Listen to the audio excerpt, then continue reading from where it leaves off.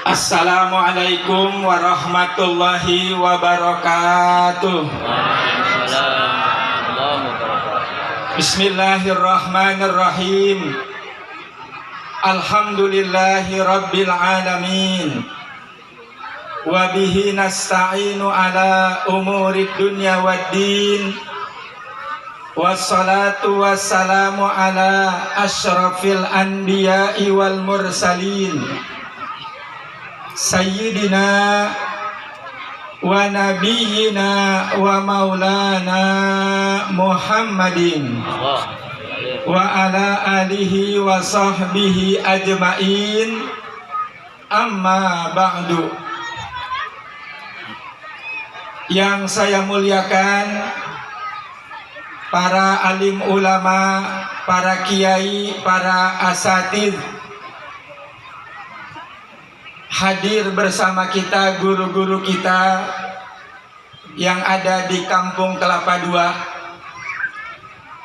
Mohon ridhonya untuk saya menyebutkan nama-nama guru kita yang terhormat.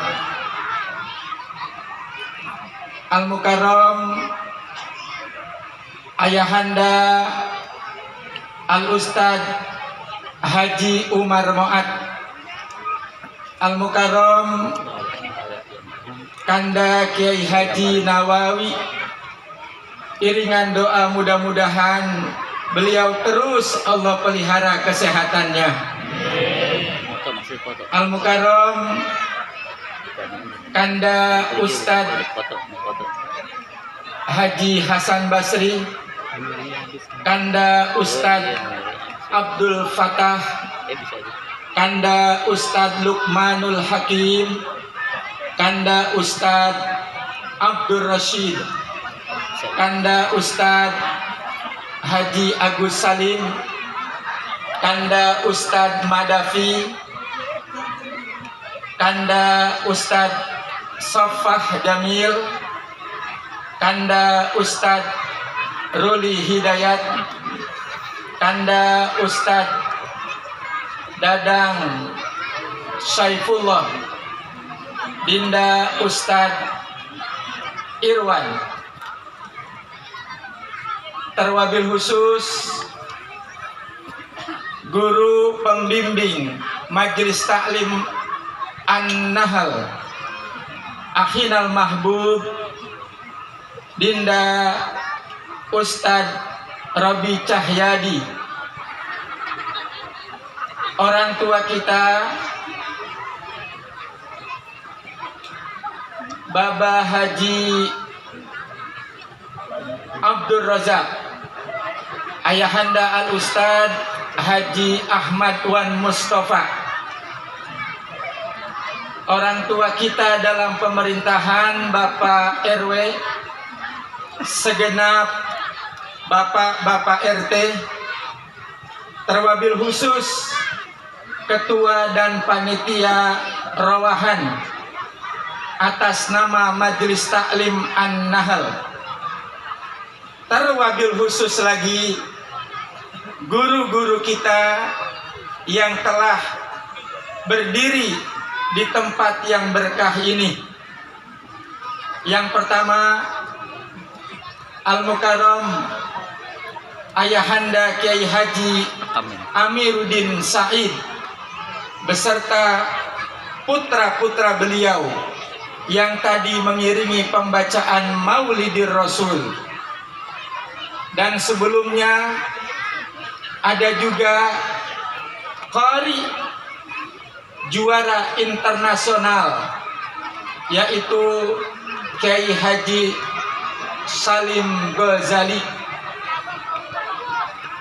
Semua yang hadir, jamaah rawahan, bapak-bapak, ibu-ibu, adik-adik remaja, dan anak-anak, semua tanpa terkecuali, walaupun tidak disebutkan namanya satu persatu, insya Allah kita selalu dimuliakan Allah Subhanahu wa Ta'ala.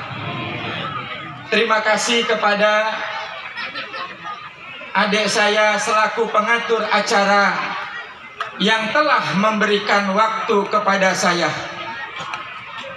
Malam hari ini Majelis Taklim An-Nahl sudah merupakan kegiatan rutinan tahunan mengadakan acara Rawahan Akbar di Kampung Kelapa II.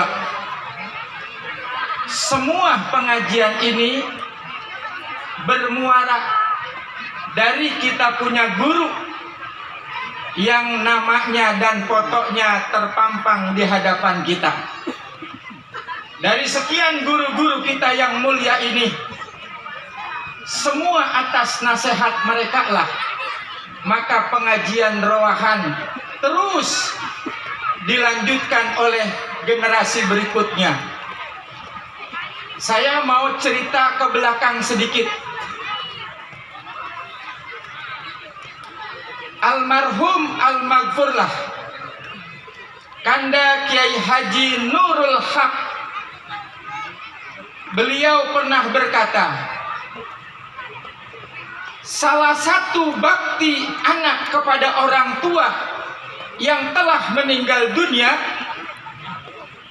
adalah bikin acara haul.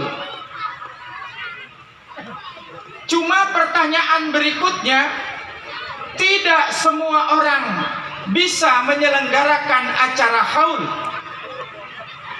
karena secara finansial haul itu paling depan dia harus punya dana besar.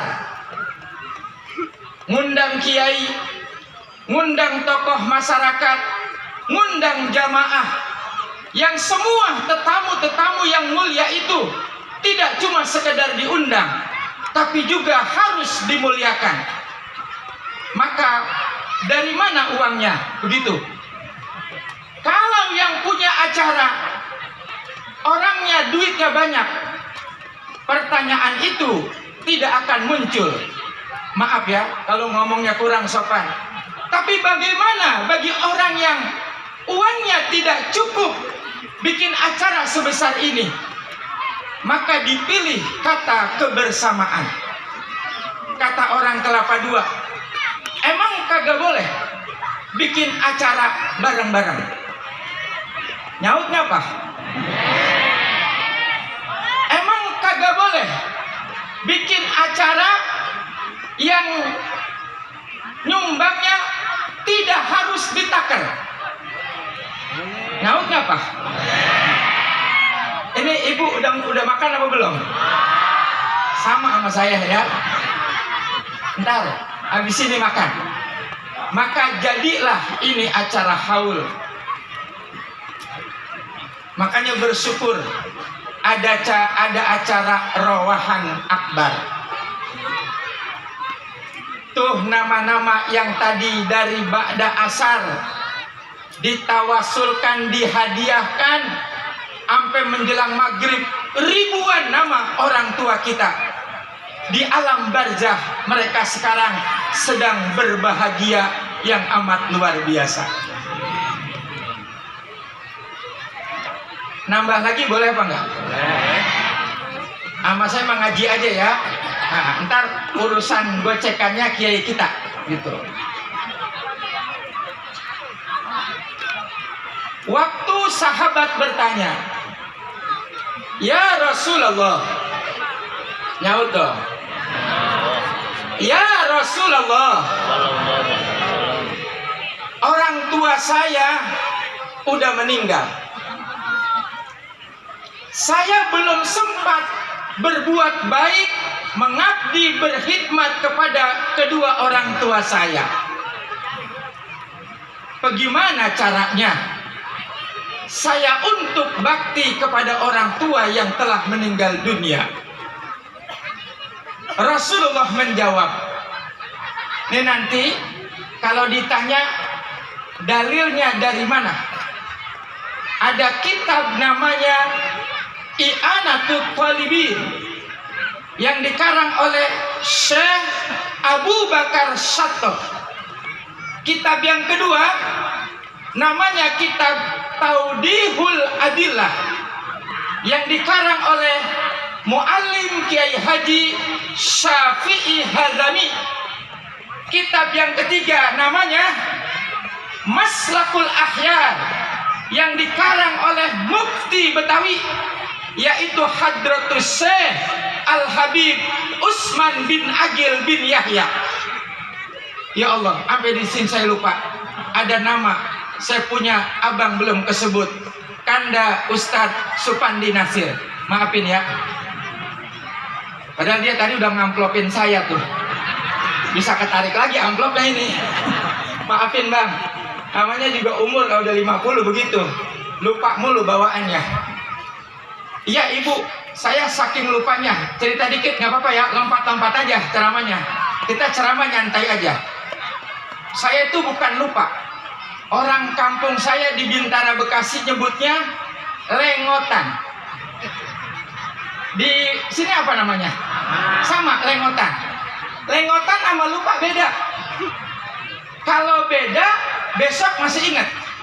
Tapi kalau lengotan, benar-benar lupa.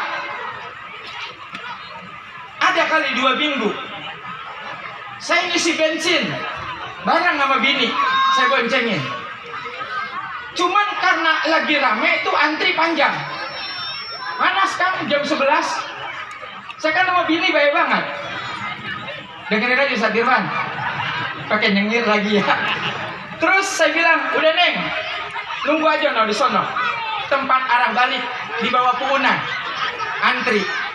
Udah kelar ngisi, saya tancap gas, jon-jon aja jalan. Sampai rumah. Udah sampai rumah, saya mandi, saya makan. Itu ada kali sejam setengah. Udah gitu handphone di silent getar. Ada kali 16 kali bininya. Nggak taunya, ya orang Betawi kan begitu ya. Kalau kesel mah sama. Itu pintu digedor-gedor. Kak, masih punya otak apa enggak? Ustadz digituin. Udah segitu doang ya. Udah ngaji lagi. Sampai di mana tuh tadi ngomong? Bagaimana caranya berbuat baik kepada orang tua yang udah meninggal? Yang pertama, doain bid-doa wal istighfari lahuma. Doa-doa magfirah, doa-doa ampunan. Tuh tadi doanya udah dibaca. Nih, Bapak Ibu, kalau kita doain orang tua yang udah meninggal, itu orang tua kita di alam kubur kagak diem.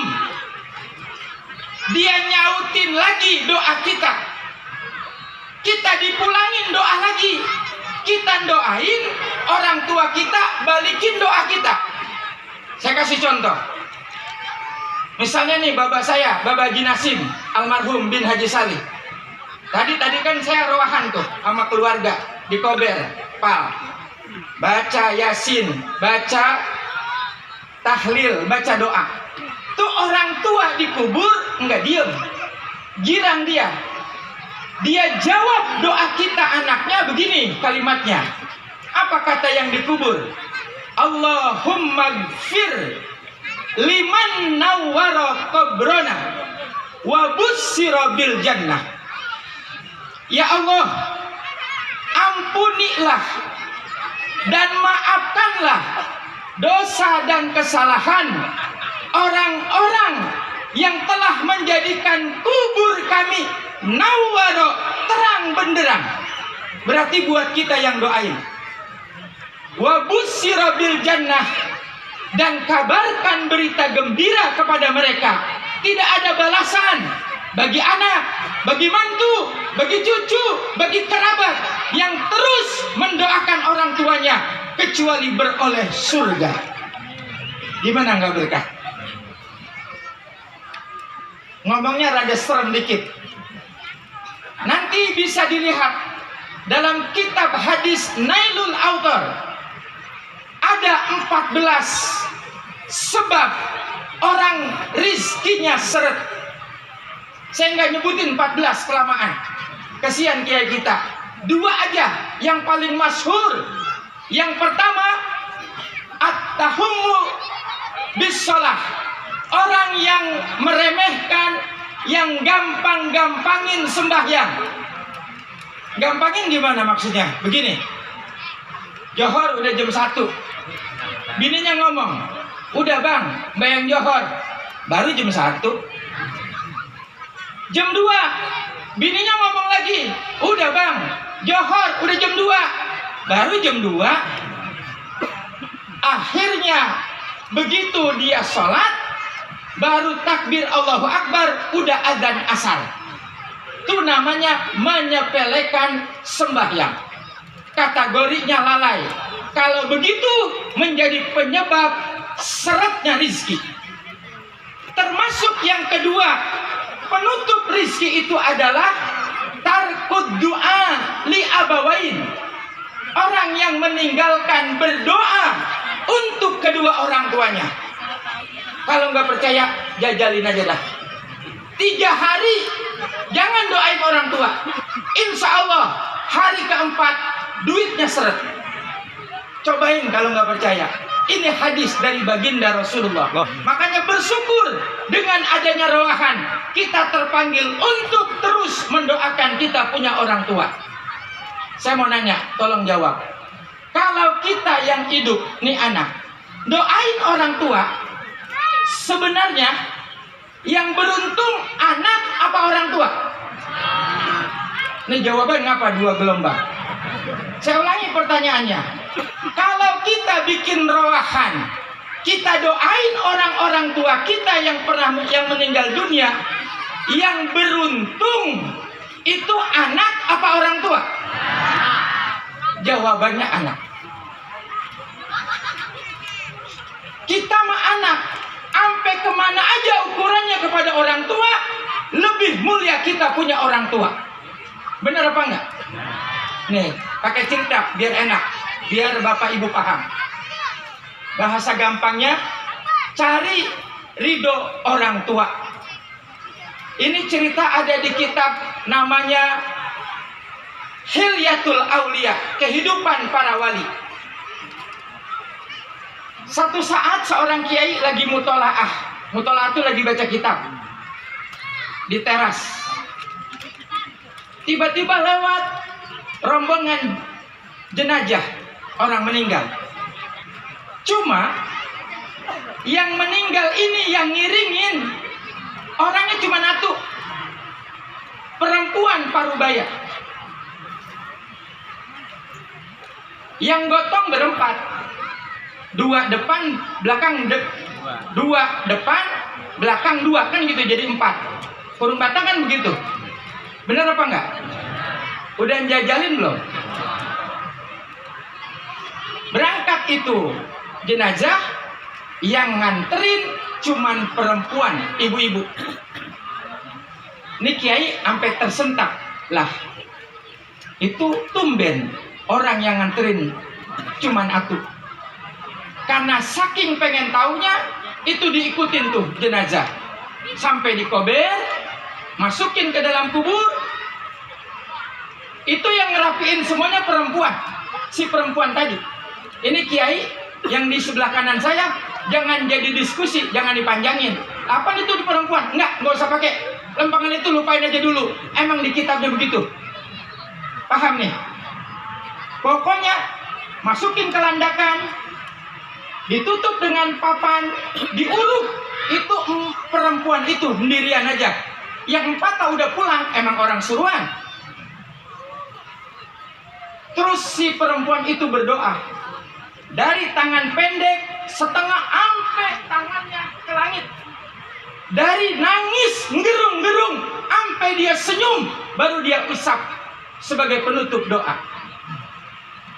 Kelar, itu kiai beraniin nanya, "Maaf ibu, maaf, nun sewu.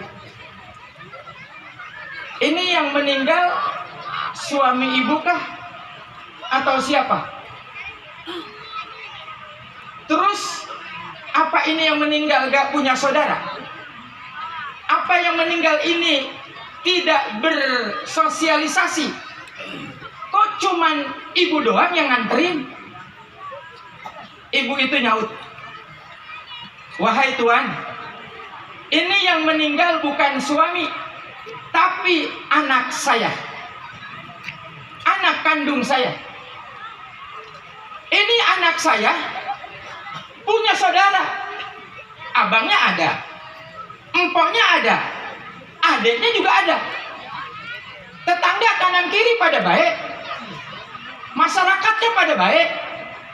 Tapi kenapa yang nganterin cuma saya sendirian, emaknya doangan? Karena sebelum meninggal, anak saya udah nulis wasiat. Wasiatnya ada 4. Nungguin ya. Wasiat yang pertama pakai bahasa Betawi aja. Mak, kata anak nih masih hidupnya, ntar kalau saya meninggal, jangan pakai diumumin di masjid, jangan diumumin di musola, jangan dikasih tahu tetangga-tetangga, jangan dikasih tahu juga saudara kandung saya. Cukup emak aja yang tahu. Kata emaknya, emang apa Tong? Maaf mak, emak kan tahu saya anak bagaimana. Paham tuh maksudnya? Beda sama yang lain. Saya modelnya begini, emak tahu dah tentang saya. Jangan pakai diomongin, jangan sampai diumumin. Sebab kalau nanti diumumin, pastilah orang yang takziah banyak. Cuman saya takut nanti orang datang, emak nangis 2 kali. Nangis pertama karena sedih anaknya meninggal. Nangis kedua, maaf. Namanya orang, kadang-kadang lisan tidak terjaga, nyeletuk aja tuh tentang anak, tentang keburukannya. Saya takut emak jadi kecewa, nangis lagi yang kedua. Makanya montong pakai diumumin. 1, selesai. Wasiat yang kedua, mak, ntar kalau jasad saya udah masuk ke lahat, landakan, kalimat yang lain, kan dimiringin tuh ke arah kiblat. Tali pocongnya dibuka, nanti muka saya nempel dengan tanah. Sebelum ditutup papan, injek muka saya sama kaki emak sekenceng-kencengnya. Terserah cara nginjeknya. Mau di ngerti net? Apa net? Ya begitu net tuh namanya. Atau mau digeduk-geduk, terserah emak. Yang penting pipi saya diinjek sama telapak kaki emak. Nanya lagi dia, emaknya, emang apa begitu Tong? Mak, saya juga dulu pernah ngaji, biar kata begini juga. Kapan Tong? Dulu saya ngaji di Kelapa II. Yang ceramah siapa? Ustaz Dedi. Bukan orang sini. Ngomong apa dia Tong? Bahwa surga itu di bawah telapak kaki ibu. Al jannatu tahta aqdamil ummahat. Saya pengen sebelum ketemu malaikat munkar nakir, telapak surga yang ada di emak nempel di pipi saya. Cuman ibu di Kelapa II kalau besok anaknya meninggal jangan begitu ya. Ini mah cerita buat yang di kitab doangan. Pokoknya dengerin aja dah tuh. 2 dah tuh kelar. Yang ketiga, emak punya cincin. Bukan dari emas, bukan dari perak. Itu cincin jadi mulia, mak. Cincin emak ada tulisan La ilaha illallah. Tolong apa mak masukin ke jari manis saya sebelum saya dikafankan, dibungkus. Emang apa Tong? Saya juga dulu pernah ngaji mak, biar kata begini-begini. Di Kelapa II itu kiainya ngomong begini, seumur hidup kalau pengen selamat dari siksa kubur dan siksa api neraka, bacalah la ilaha illallah 70.000 kali seumur hidup. Nah ini sekalian saya bagi dah buat ibu, buat bapak, buat yang muda, termasuk buat diri saya. Keterangannya masyhur, hadisnya sahih. ada di kitab Tawdihul Adillah, siapa orang yang seumur hidup dia pernah membaca la ilaha illallah 70.000 kali, maka orang itu mendapatkan 2 ataqah. Ataqah atik artinya pembebasan. Dia dapat ataqah sugro, dia dapat ataqah kubro. Pembebasan kecil dibebaskan dari siksa kubur, pembebasan besar dibebaskan dari api neraka. Alhamdulillah, mak, biar kata saya begini-begini, saya udah baca sampai 70.000. Itu cincin masukin biar jadi syahadah, bukti di hadapan malaikat saya udah baca sampai 70.000. Kelar yang ketiga. Nah, yang terakhir, mak, ntar ketika tanah kuburan udah diuruk rata, mak doain saya. Doa mah terserah emak, udah cakapan emak. Apa aja terserah emak. Cuman, maaf ya Maya, bukan saya songong. Tolong ini 2 kalimat jangan sampai nggak dibaca. Apa tuh kalimatnya? Begini ngomongnya, mak. Ya Allah, ini yang meninggal anak saya. Jelek baiknya Engkau yang paling tahu ya Allah. Bagaimanapun modelnya anak saya emaknya ridho sama anak saya. Kata-kata ridho itu yang mahal. Tuh. Makanya doanya tadi tuh, dari mulai tangan setengah, doa emaknya, cara emaknya, belum ada jawaban dari Allah. Naik sampai ke atas, belum ada jawaban dari Allah. Begitu dia baca doa pesanan dari emaknya, dari anaknya, ya Allah, ini anak saya, lebih kurangnya Engkau yang paling tahu. Bagaimanapun anak saya modelnya, saya ridho. Kalau orang tua apalagi emak udah ridho, maka Allah ikut ridho. Kan hadisnya kita hafal banget. Ridhollah fi ridhol walidain. Ridhonya Allah bergantung ridhonya orang tua. Kalau orang tua, lebih-lebih emak kita udah ridho, maka secara otomatis Allah juga ridho kepada anak daripada ibu tersebut. Makanya selamat anak itu dari dunia sampai akhirat. Gara-gara apa? Gara-gara dapat ridho, dapat doa dari kedua orang tuanya. Rohan mengajarkan kepada kita, apapun kita anak yang kita kerjakan kepada orang tua, maka hakikatnya keberkahan Allah limpahkan kepada anak-anaknya, anak-anak orang tua yang telah meninggal dunia, karena kemuliaan kedudukan orang tua atas anak-anaknya. Ini saya ngomong begini, paham apa enggak? Saya lagi paham apa enggak? Semenit lagi boleh? 10:30 kurang 20 menit. Semenit lagi ibu ya, nggak lama.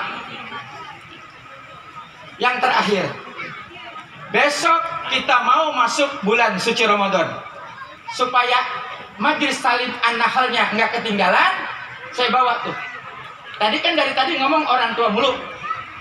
Orang tua itu bukan kata saya.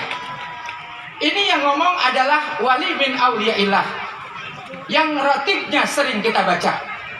Sayyidul Walid Al-Habib Abdullah Ba'alawi Al-Haddad rahimahullah. Dan yang kedua, Al-Habib Umar bin Abdurrahman Al-Attas, ada di kitab yang berjudul Al-Qirtos.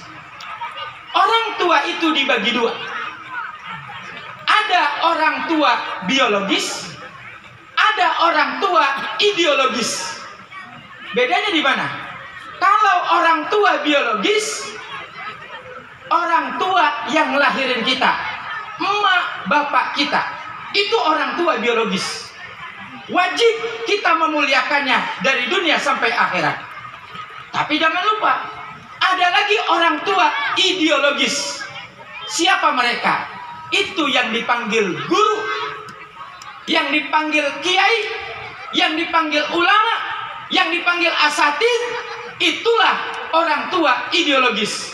Bagaimana sikap kita murid kepada orang tua ideologis? Hukumnya sama, wajib memuliakan guru, kalau pengen ilmunya berkah.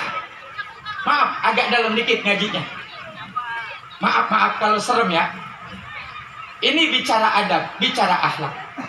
Kalau murid dia tidak hormat, tidak taat, apalagi naudzubillah sampai nyakitin gurunya, maka musibah Allah kasih dua.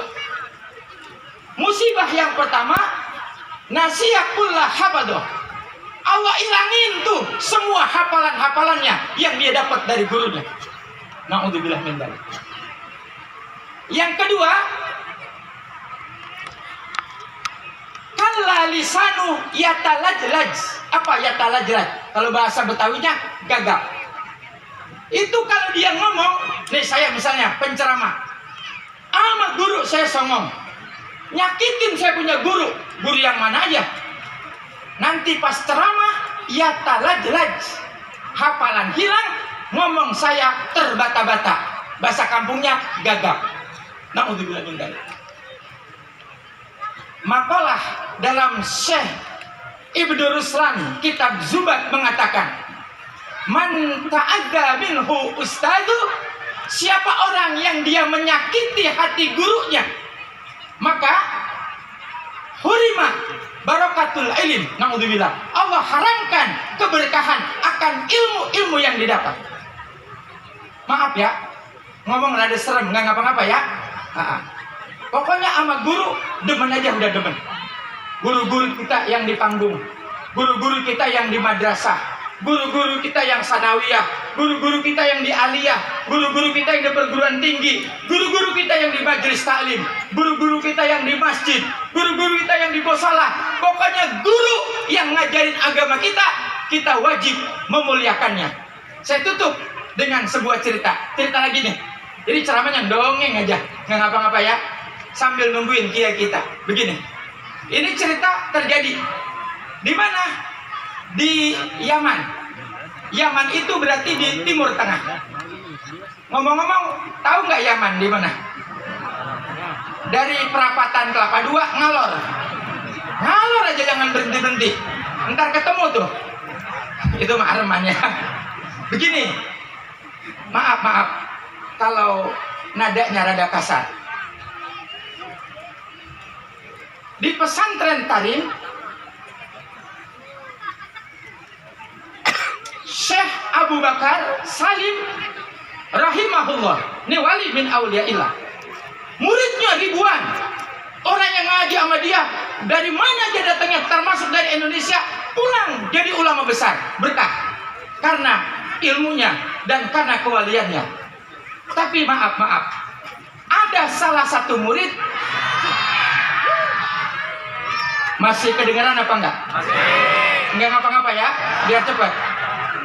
Dibantu, jangan ngomong, dengerin aja. Ini muridnya satu, paling pinter dibandingin sama yang lain. Paling cerdas, paling pinter. Guru belum ngomong, dia udah tahu duluan. Itu saking pinternya, saking cerdasnya.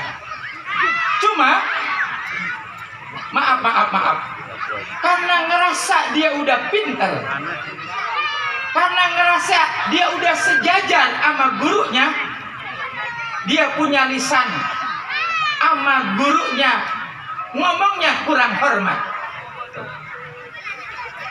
Kalau guru mah biar kata saya udah jadi kiai besar, ketemu guru madrasah wajib saya cium tangan. Nggak bisa ada bekasnya guru mah. Ini kagak dia. Karena dia merasa udah sama-sama pinter, salaman main kedet aja. Paham nggak tuh? Nggak ada cium tangan, nggak ada penghormatan. Puncaknya su'ul adabnya ketika ini murid namanya masyhur, ada murid cerdas, otaknya brilian. Orang pengen tahu, tetangga kampung, sepinter apa ini murid? Karena kedengarannya dia sama gurunya. Diundanglah dia, katakanlah sekarang ceramah. Tapi sayang hadirin, waktu dia mau berangkat, dia nggak izin sama sekali sama kiainya. Kalau zaman sekarang, kalau datengin roman-romannya jauh, apa nelpon, apa video call, apa WA minta izin gurunya, kagak bisa dilakukan. Selang aja dia jalan, ngerasa dirinya udah alim. Ada murid yang lain laporin, kan guru apa sama muridnya waktu ngaji. Ini pulan yang biasa duduknya murid juga, guru mah apa? Yang di depan, yang nyender, yang di pojokan, guru apa? Ini mana si pulan muridku yang cerdas? Udah berangkat ceramah kiai, astagfirullah, ampe ngomong tuh kiai, enggak ngomong lagi dia sama saya. Keluar tuh omongan guru, hati-hati tuh, biarin dah. Orangnya ke sono, tapi ilmunya tetap di sini. Segitu doang ngomong. Orangnya terserah kemana minum, orang undang terserah, tapi ilmunya tetap ada di sini. Udah, saya nggak panjang-panjang ya. Saya ngeri, takut ke diri saya. Singkatnya, dia begitu ceramah, baru sampai amma ba'du nasiyama kullah hafadho. Semua hafalannya hilang, bingung dia.